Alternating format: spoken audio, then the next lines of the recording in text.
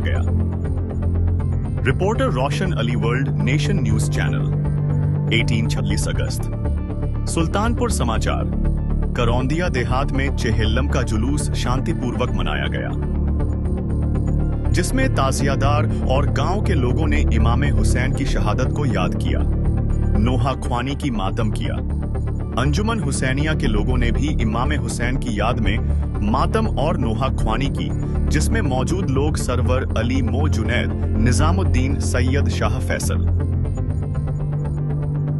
सैयद इब्राहिम खुर्शीद, अलम अबुल हसन रज्जन, अली नफसर अली मो, नसीब मेहताब, अली रोशन अली, मीडिया रिपोर्टर निराला नगर चौकी इंचार्ज अपने दल बाल के साथ मौजूद रहे।